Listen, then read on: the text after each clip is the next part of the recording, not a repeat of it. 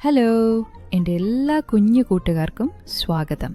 നമ്മുടെ ഈ കൊച്ചു ലോകത്ത് ഒരുപാട് അത്ഭുതങ്ങളും മാന്ത്രിക കഥകളും ഒത്തിരി വിനോദങ്ങളും നിങ്ങളെ കാത്തിരിക്കുന്നുണ്ട്. ഇന്ന് നമ്മൾ ഏത് ലോകത്തേക്കാണ് യാത്ര പോകുന്നതെന്നറിയാമോ? അപ്പോൾ ശരി, ഒട്ടും വൈകിക്കേണ്ട, നമുക്ക് വേഗം തന്നെ കഥ തുടങ്ങാം. വരൂ, നമുക്ക് ഒന്നിച്ച് പുതിയ കാര്യങ്ങൾ പഠിക്കാം, ആസ്വദിക്കാം. ഒരിടത്ത് നീലു എന്നൊരു കുഞ്ഞു നീലക്കുതിര ഉണ്ടായിരുന്നു. നീലുവിന് ഒരു പ്രത്യേകതയുണ്ട്.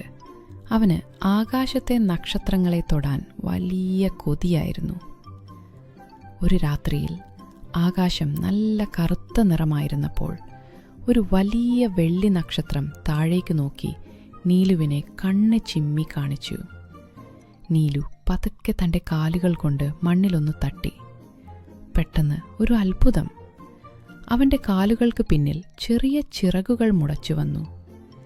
നീലു പതുക്കെ ആകാശത്തേക്ക് പറന്നുയർന്നു.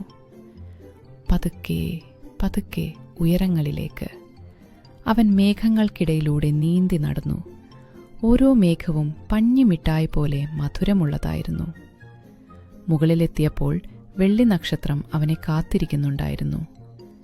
ഒരു സമ്മാനം നൽകി, ഒരു മാന്ത്രിക കമ്പിളി.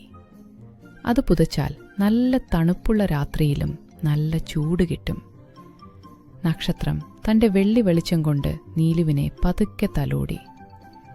ഇനി നമുക്കുറങ്ങാം, നക്ഷത്രം പറഞ്ഞു. നീലു ആ മാന്ത്രിക കമ്പിളി പുതച്ച് ഒരു വലിയ വെളുത്ത മേഘത്തിനു മുകളിൽ കിടന്നു.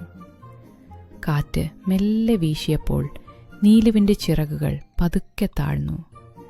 അവൻ ആകാശത്തെ താരാട്ടുപാട്ട് കേട്ട് സുഖമായി ഉറങ്ങിപ്പോയി. ശുഭനിദ്ര.